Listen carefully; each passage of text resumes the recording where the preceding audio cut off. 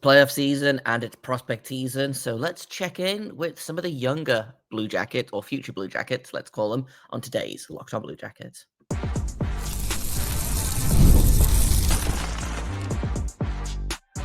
You're Locked On Blue Jackets, your daily podcast on the Columbus Blue Jackets, part of the Locked On Podcast Network, your team every day. Hello and welcome to Locked On Blue Jackets, part of the Locked On Podcast Network, your team every day. I am, as always, your host, Jay Foster, here to give you the good, the bad, and the ugly about your favorite team and mine, the Columbus Blue Jackets. Before we get things started, I want to thank everyone for making this your first listen of the day every single day. Locked On Blue Jackets is free and available on all podcast platforms and over on YouTube. Now, kind of a grab bag or so of episodes today. We're going to be talking about the Cleveland Monsters, their playoff push, and how the AHL continues to be just so frustrating if you are a fan of a team that plays in the North Division. There's some brand new Monsters on the way, some new Blue Jackets, and it's playoff season in the CHL. So I figured we would check in with some Blue Jackets prospect up in Canada as well. Let's start off with the Monsters, who are still kind of having an up and down season. They were really good for the first couple of months or so. You know, they were on a real hot streak. They've struggled since then. I think probably a little bit of that has to do with the fact that the Blue Jackets took their leading scorer and the AHL's leading scorer away for 2-3 weeks, maybe longer than that. Denton Matejchuk, their number one defenseman, has been gone. He played, I think, 27 games total in the AHL and has been with the Blue Jackets since then and doesn't look like he's going down anytime soon. We've taken their goalie on and off. It's been again kind of up and down for the Monsters. They're on a 2-game losing streak right now. They just lost in regulation to the Stars and then in a shootout to the Stars. But before that, they had a 5-1 win and a 2-1 win against the Belleville Senators, a 3-2 overtime win against the Rocket, a 6-0 loss to the Rocket. The Stars again, somehow. I don't understand how that's happened. Weird scheduling quirk, but 4 losses in a row before that, and then a win, and then a loss. Again, it's been a real up and down March, but Blue Jackets still, the Monsters, not clinched in their playoff spot yet.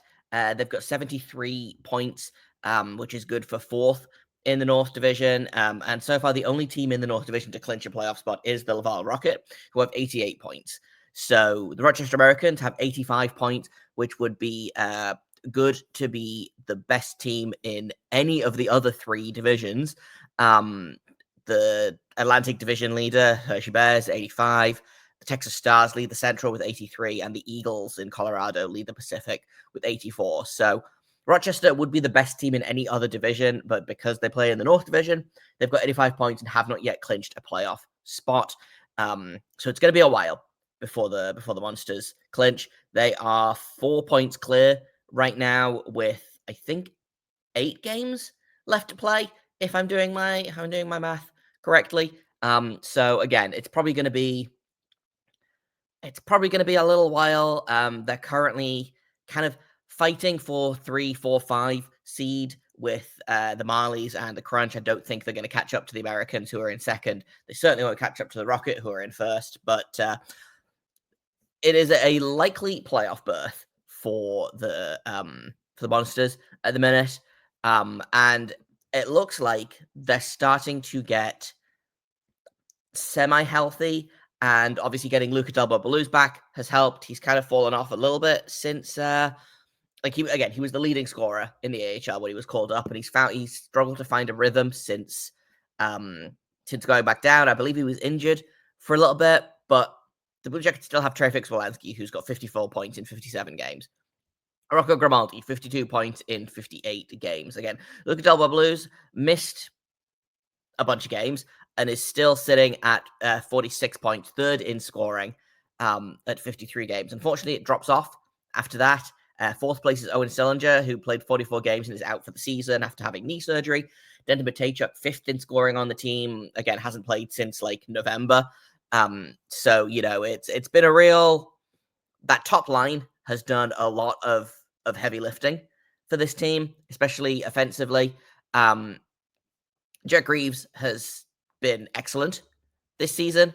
I mean, am I biased because and think that he's always excellent? Yes. However, he's got a 918 save percentage on the year, which is good for, I believe, tied for fourth in the entire AHL. The only goalies with better save percentages than him are Mikey DiPietro in Providence, Matthew Murray in Milwaukee, and Colton Ellis in Springfield. Jack Greaves has been, again, the MVP of this team, as he was last season, I think is fair to say. And I imagine, again, he's going to be doing a ton of heavy lifting when they finally do get into the playoffs. Now, we're talking prospect again. Oh, talking prospect as well, I should say. The Blue Jackets, obviously, a lot of the seasons have started to finish. CHL teams that didn't make the playoffs, NCAA teams that have been knocked out of the NCAA tournament, have not made it to the Frozen Four. And so there have been some additions to the Monsters roster. Luca Pinelli made his pro debut over the weekend, had 2 assists in the shootout loss to the Texas Stars. Currently 2 assists in 2 games with the Monsters. So again, I'm really excited to see what Luca Pinelli turns into. And if he turns into, another Trey Fix-Wolansky, that's not the worst thing in the world, right? I think that he's got more potential than that. He is a more skilled Trey Fix-Wolansky. He plays that same style of hockey, but he plays center.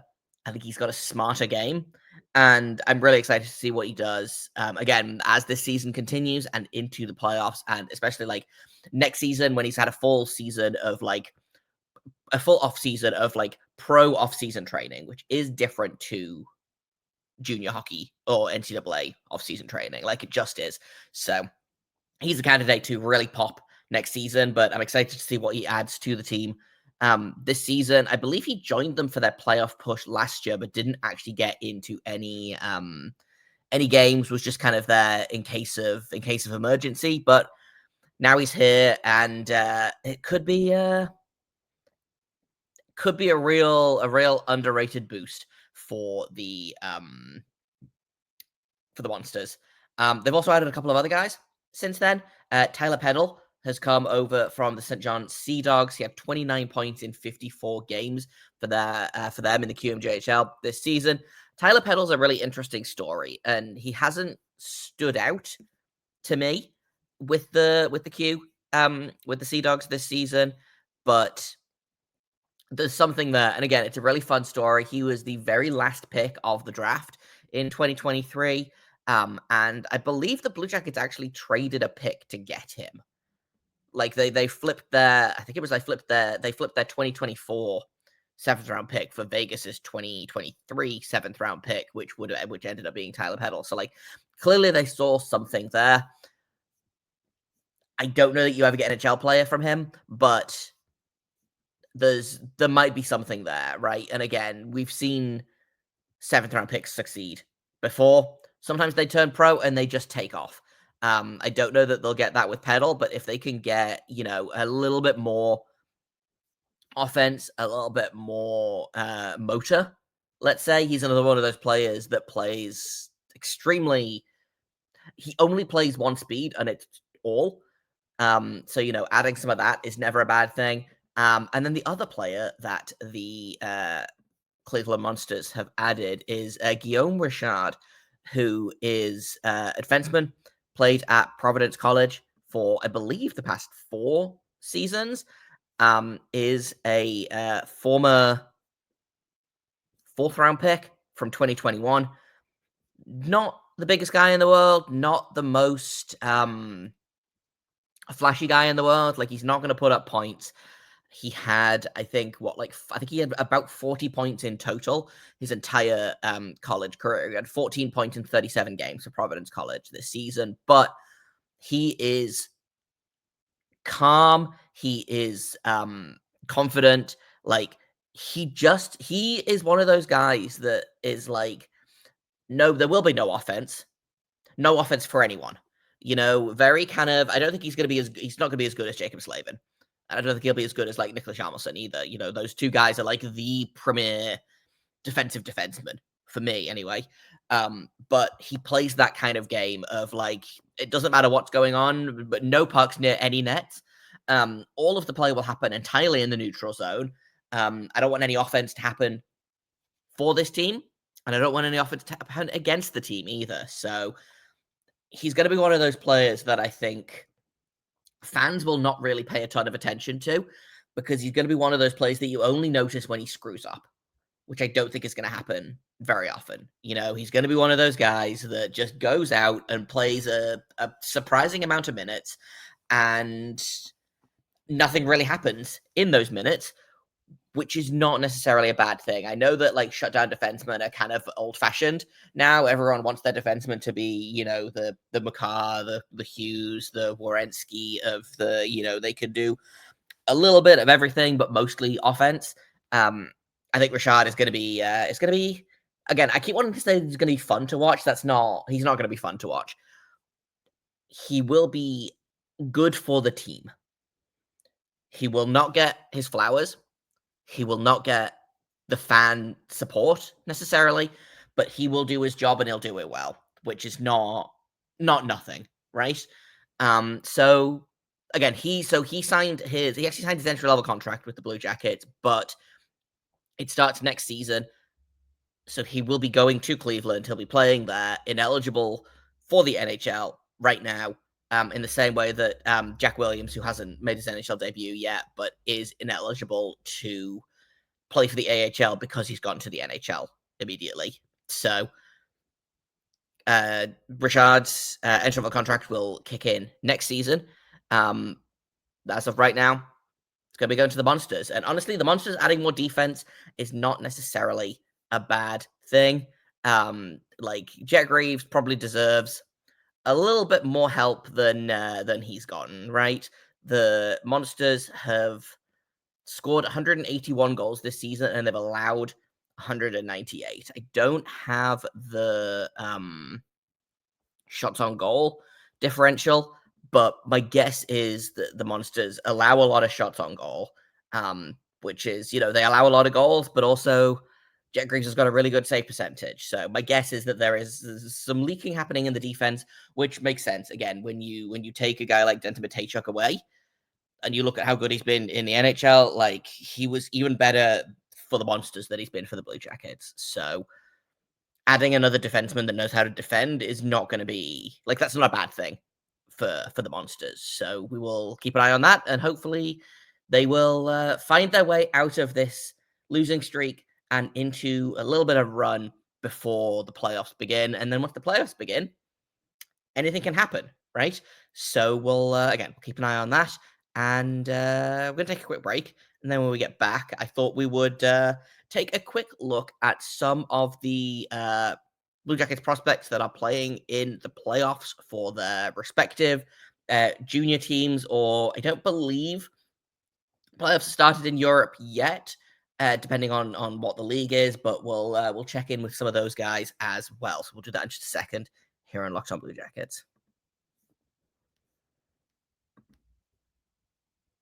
First, I want to tell you about FanDuel, because March Madness is here. FanDuel is giving you the chance to get in on the action like never before.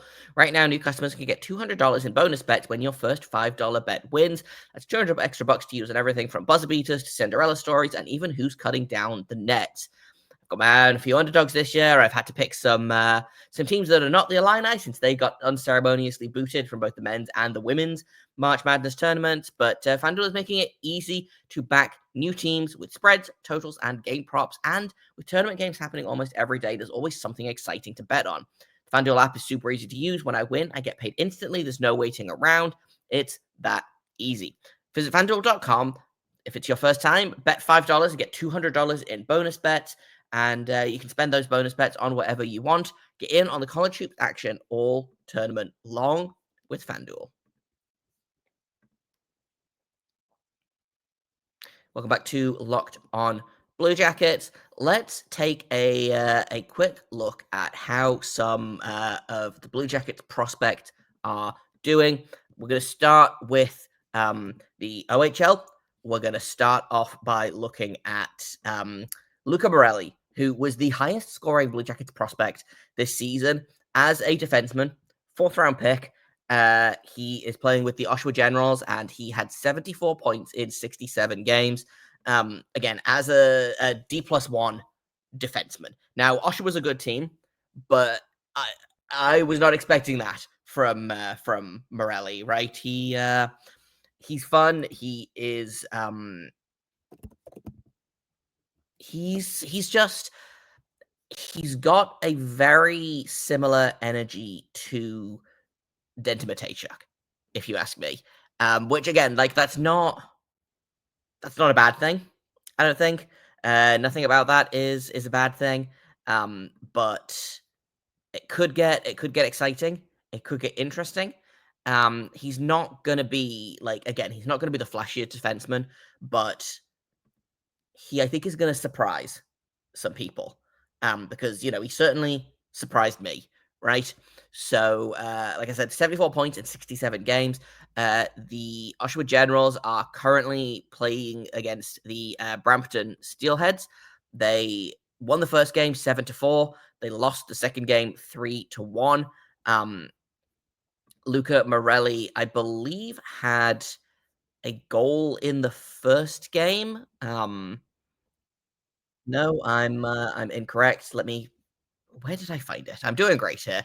I also while I'm looking this up, that the Blue Jackets seem to have to draft a Morelli in every in every draft. I think they've drafted a Luca in 3 straight drafts. So if there's a Luca available in the 2nd, 3rd, or 4th round this year, maybe pencil him in as a as a future Blue Jacket. Elite Prospects has gone down, so that's fine. The Oshawa Generals are 1-1 in the series. I believe game 3 is tonight, but don't quote me on that. Luca Morelli, doing great. Will continue to do great. He's not going to be someone that the Blue Jackets will see soon, I don't think. He's got at least another year in juniors, and then probably some AHL seasoning time. Again, I'm kind of projecting the Matejchuk route for him, which is not a bad thing, right? It'll be what it'll be. Defensemen take longer to develop. 4th-round pick versus a 1st-round pick. My guess is he will play all of next year in the OHL, go to the AHL the year after that, probably spend at least 1 year there, and then after that, we'll see him start to make his way into NHL consideration. In terms of other players under the Blue Jackets umbrella, let's say, let's flip over to talk about a goalie. And this is not necessarily a Blue Jackets prospect, because I don't believe he was ever drafted by the Blue Jackets. He was another kind of free agent goalie pickup, which is not a bad thing. They found success there before. Nolan Lalonde returned for his overage season with the he returned to play for the Kingston Frontenacs, was traded to the Sioux Greyhounds. So far in the playoffs, the Greyhounds made the playoffs. They're down 2-0 to the Windsor Spitfires, which makes sense because the Windsor Spitfires are mental. And so far this year, they have lost 7-2 and then 7-1. So they're down 2-0. The Greyhounds, I believe, have played Lalonde in both games, or for most of both games. He played all of the first game and then played the first 50 minutes of the second game before they pulled him for Landon Miller. So Lalonde not having the best playoff experience right now. I don't know that he's going to turn into anything for the Blue Jackets. I'm not convinced that there's something there with Lalonde. He's definitely a body. He might go to the ECHL. I'm not expecting he's just a guy that you sign just in case, right? By all, again, this is what Jet Greaves should have been, right? Is a guy that they signed just because they desperately needed a goalie. Jet Greaves beat the odds. I don't think Lalonde is going to beat the odds. Just kind of you watch him play, the way that he his technique is, it's just not. I don't think it's pro ready. My guess is he maybe goes overseas after this season, plays, in second tier German hockey or plays in the Czech league or something like that. But I'm not expecting a lot from Lalonde, which is a shame because I love when goalies excel. Unfortunately, Lalonde is not doing that. I suspect there probably will be starting a different goalie in game 3 of that series. They weren't expected to win that series anyway. Again, Windsor is Windsor, and the Sioux have not been great this year. Lalonde wasn't great in the regular season either, but there's your update on Nolan Lalonde. We're going to flip over now to the WHL, and we're going to talk about my guy Charlie Ellick, who is playing for the Tri-City Americans. Recently signed his ELC, and the WHL is a much wilder league than the OHL. I feel like there's a real difference with the WHL year in, year out. I feel like, you go into the OHL and you're like, right, well, it's going to be the Knights versus whoever. Whereas the WHL, I feel like there's always questions on who's going to be good and who's not going to be so good. But let's start with Charlie Ellick. Most recently, the most recent draft pick on this list, was drafted in the second round, 36th overall. Like I said, just recently signed his ELC. The Tri-City Americans currently down 2-0 against the Victoria Royals in the WHL playoffs. They lost the first game 3-0. They lost the second game 6-2. So again, not looking great. Ellick, no points so far in the playoffs.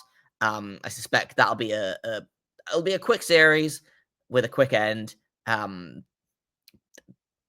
Never say never, but unfortunately, I don't think the Tri-City Americans have a lot of life in them.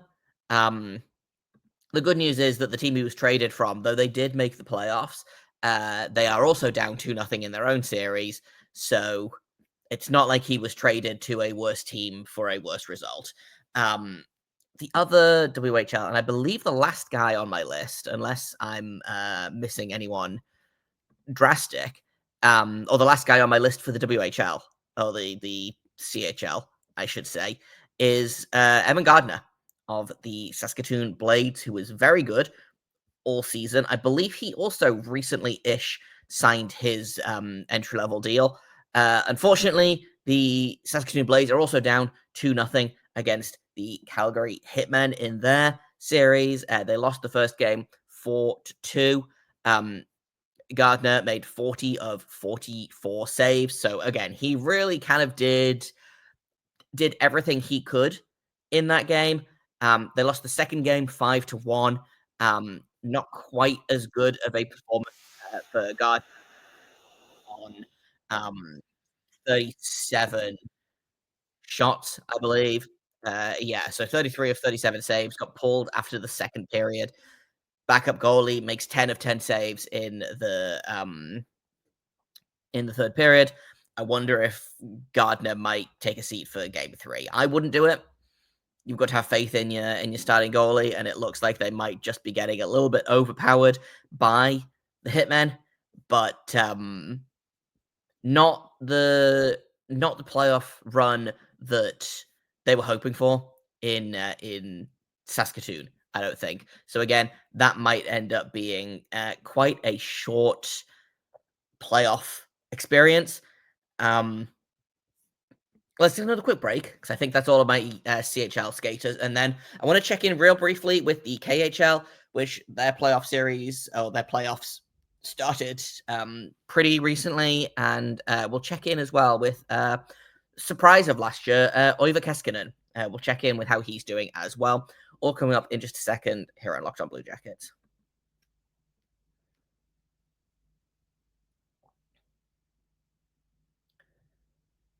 Welcome back to Locked On Blue Jackets. Let's talk about the KHL, because there are a couple of Blue Jackets playing in the KHL playoffs, or supposed to be playing in the KHL playoffs.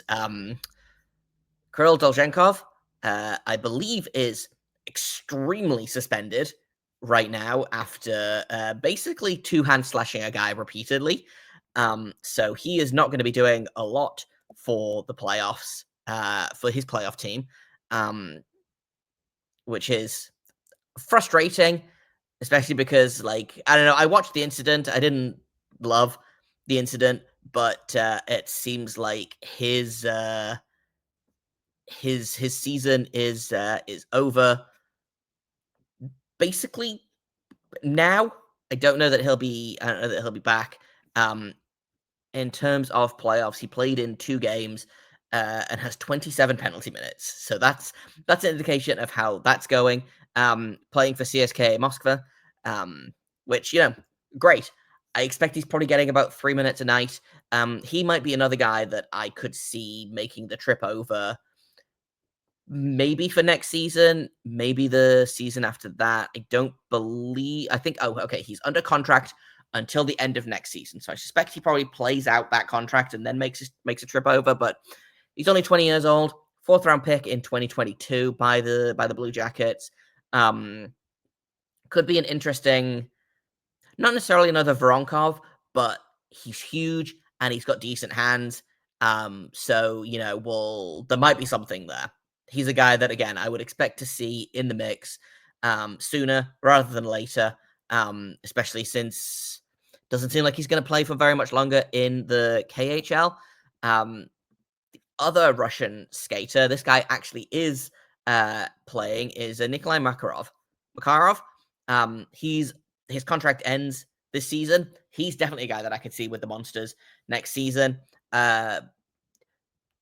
Big-ish defenseman, not huge, 22 years old, and former 5th round pick by the Columbus Blue Jackets. Has 2 assists in 4 games so far for the VHL team for the K8 for Moscow, which I believe there's the KHL, and then there's the VHL, which is like their AHL, and then you've got the MHL, which I believe is the junior team. I might be mixing those up, but I think that's right. So he's been playing for the Zvezda Moskva in the VHL. 4 playoff games so far, 2 points, to both assists, is a +2, and he finished the season with 12 points in 41 games. Again, as a defenseman, and he only had 14 penalty minutes as well, which is not nothing. I'm always impressed when players don't have a ton of penalty minutes, if I'm being honest. He's definitely a guy that I could see with the Monsters next season. I don't know if he's a guy that, like, will come over only if there's NHL time for him there, or if he'll come over to North America. But he might be a name that that Monsters fans should get to know. I like his game a lot. I don't know that he projects to the NHL, but you can never have too many defensemen in the AHL, right? Because you go through approximately 17 of them a season. So he's definitely a guy to remember the name of. Another guy to remember the name of, Sergei Ivanov, who I'm a big fan of. Injured at the minute, isn't playing for HK Sochi in the playoffs. Had a decent season with the in the KHL. Only 20 years old. Is apparently 6 feet tall, but I don't know if I believe that. And I believe is under contract for at least 1 more year. We won't see him probably for at least another couple of seasons. He'll do the Tarasov route. I like his game a lot. I know that, some people are less convinced by him, but I think that there's definitely something. There's definitely something there. I have faith. That might just be because I have a fondness for the smaller goalies, but I would love if Ivanov made it work. Like, that would just I would just I would enjoy that. One more guy that I want to talk about is our friend Oiva Keskinen, who was excellent as a rookie in the Liiga playoffs last season. Had 9 points in 16 games as a 20-year-old, I believe. Technically, 20-year-old. He just turned 21 in February. The former 7th-round pick of the Blue Jackets, currently unsigned, had 35 points in 59 games so far this season.